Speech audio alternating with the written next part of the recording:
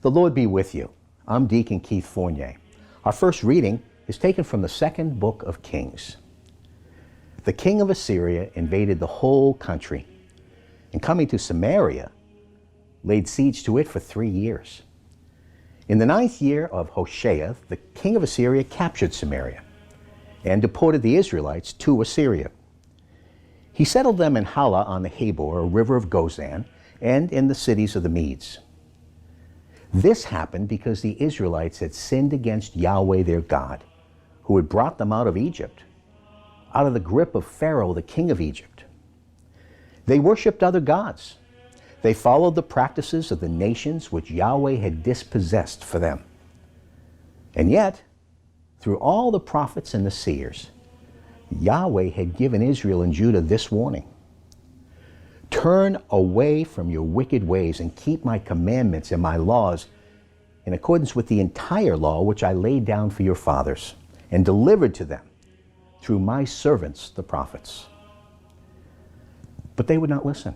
They were as stubborn as their ancestors who had no faith in Yahweh their God. They despised his laws and the covenant which he had made with their ancestors and the warnings which he had given them. Pursuing futility, they themselves became futile through copying the nations round them, although Yahweh had ordered them not to act as they did. Because of which, Yahweh became enraged with Israel and thrust them away from him. The tribe of Judah was the only one left. And our response is taken from Psalm 60. You have forced your people to drink a bitter draught, forced us to drink a wine that made us reel.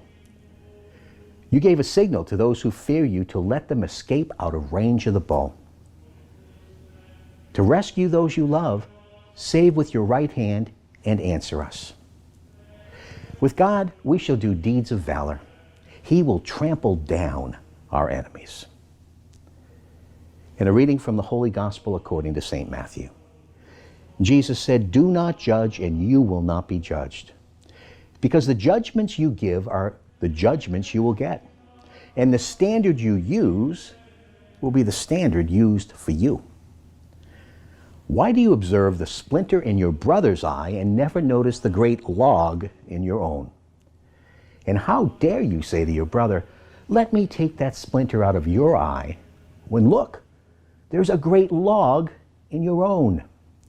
Hypocrite, take the log out of your own eye first, and then you will see clearly enough to take the splinter out of your brother's eye. The Gospel of the Lord.